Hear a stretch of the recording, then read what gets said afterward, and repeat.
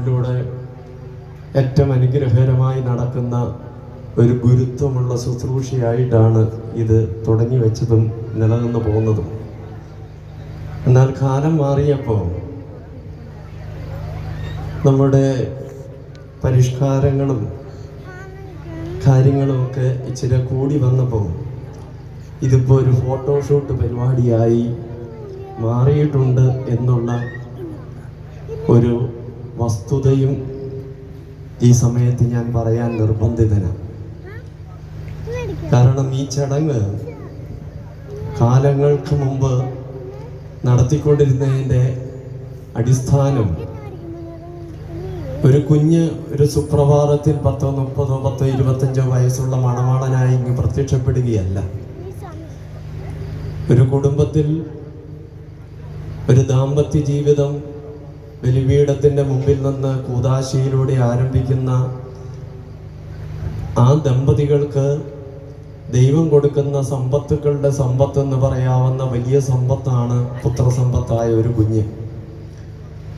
ആ കുഞ്ഞ് കേടും പാടും കൂടാതെ ദൈവത്തിൽ ആശ്രയിച്ചും ദൈവത്തിൽ സമർപ്പിച്ചും വളർത്തി വലുതാക്കി മണവാളത്വത്തിൻ്റെ അല്ലെങ്കിൽ മണവാട്ടിത്വത്തിൻ്റെ പദവിയിലേക്ക് ഉയർത്തിക്കൊണ്ട് വരുമ്പോൾ ആ വളർന്നു വരുന്ന കുഞ്ഞിൻ്റെ വളർച്ചയിൽ ചേർന്ന് നിന്ന് പ്രവർത്തിച്ച് അവനെ ആ നിലയിൽ എത്തിച്ചവരെ ആദരിക്കുന്ന ഒരു ചടങ്ങാണ് സത്യത്തിൽ ഈ പറയുന്ന ഗുരുത്വമുള്ള മധുരം വെപ്പെന്ന് പറയുന്ന ചടങ്ങ്.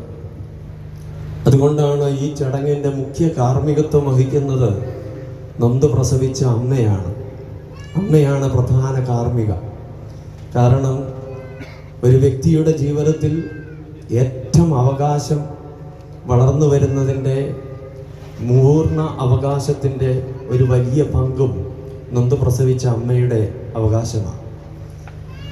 എന്നാൽ ആ അവകാശം അമ്മ വളർത്തിക്കൊണ്ട് വന്നത് എന്തിനാണെന്ന് ചോദിച്ചാൽ കാലാകാലം തന്നോട് ചേർത്ത് തൻ്റെ തോളയിലും തൻ്റെ എളിയിലും ഇരുത്തി വളർത്താനല്ല. ആ വളർത്തിക്കൊണ്ടുവന്ന കുഞ്ഞിനെ മണവാളത്വത്തിൻ്റെ പദവിയിലേക്ക് ഇന്നത്തോടു കൂടി മാറ്റിക്കൊടുക്കുകയാണ് അമ്മ.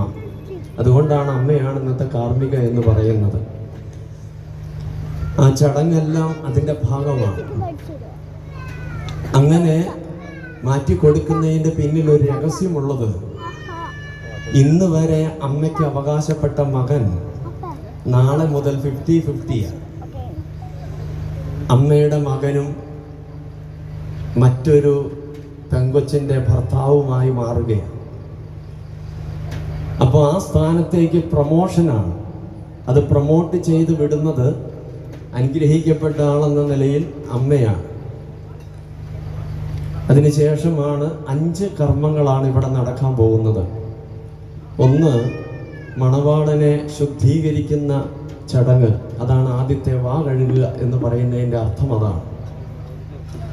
അതിന്ന് നമ്മുടെ മണവാളൻ മാത്രമല്ല, പണ്ടൊക്കെ കാലത്ത് വീട്ടിൽ കയറി വന്നാൽ ആദ്യം വാ കഴുകി അല്ലെങ്കിൽ കാല് കഴുകി അകത്ത് കയറ്റുന്നതൊക്കെ ഐശ്വര്യത്തിൻ്റെ പ്രതീകമായ ചടങ്ങുകളായി.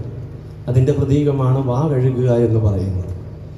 രണ്ടാമതായിട്ട് അമ്മ ഈ തളിപ്പ് കൊണ്ട് ആ കുഞ്ഞിനെ ശുദ്ധീകരിക്കും. ജീവൻ്റെ ജലം ഉപയോഗിച്ച് ആ കുഞ്ഞിനെ ശുദ്ധീകരിച്ചെടുക്കുകയാണ്, ശരീരം മൊത്തം. അതിൻ്റെ ഭാഗമാണ് തളിക്കുക എന്ന് പറയുന്നത്. മൂന്നാമത് അതിനകത്ത്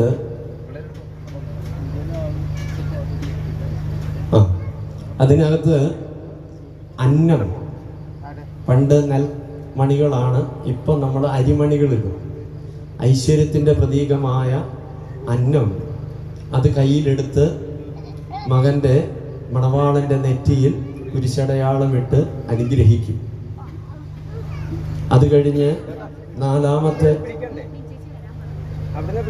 നാലാമത്തെ ചടങ്ങ് എന്ന് പറയുന്നത് ആ അനുഗ്രഹിച്ചു കഴിയുന്ന കുഞ്ഞിനെ മധുരം കൊടുക്കുക എന്നുള്ളതാണ്. നാവേൽ വെച്ച് ആദ്യമായിട്ട് അമ്മയുടെ അമ്മിഞ്ഞപ്പാല് കൊടുത്ത അമ്മ തന്നെ മണവാളൻ എന്ന് പറയുന്ന സ്ഥാനത്തേക്ക് മധുരം കൊടുത്ത് പ്രൊമോട്ട് ചെയ്യുകയാണ്. അഞ്ചാമത് നടക്കുന്നത് മണവാളത്വത്തിൻ്റെ സിംഹാസനത്തിൽ അമ്മ മകനെ അനുഗ്രഹിച്ച് ഇരിപ്പിടത്തിൽ ഇരുത്തും. എന്ന് വെച്ചാൽ ഞാൻ പറഞ്ഞല്ലോ, അമ്മയുടെ മകൻ എന്ന പദവിയിൽ നിന്ന് മറ്റൊരു കുഞ്ഞിൻ്റെ ഭർത്താവ് എന്ന പദവിയിലേക്ക് അമ്മ മകനെ പ്രൊമോട്ട് ചെയ്യുകയാണ്, പ്രൊമോഷൻ കൊടുത്ത് അനുഗ്രഹിക്കുകയാണ്. ഇത് ഇന്ന് നടക്കുന്ന റിഹേഴ്സലും നാളെ നടക്കുന്നത് ഒറിജിനലും ആയിരുന്നു പണ്ട്. ഇപ്പം നാളെ ഇല്ല, ഇന്നത്തെ തീരും. കാരണം ഇത് നൈറ്റ് പ്രോഗ്രാം ഞാൻ പറഞ്ഞല്ലോ, ഒരു ഫോട്ടോഷൂട്ട് പരിപാടിയായി മാറിയപ്പോൾ അതിൻ്റെ ഒരു ഭാഗമായിട്ടാണ്. ഏതായാലും ഇത്രയും കാര്യങ്ങളാണ് നടക്കാൻ പോകുന്നത്. ഇപ്പോൾ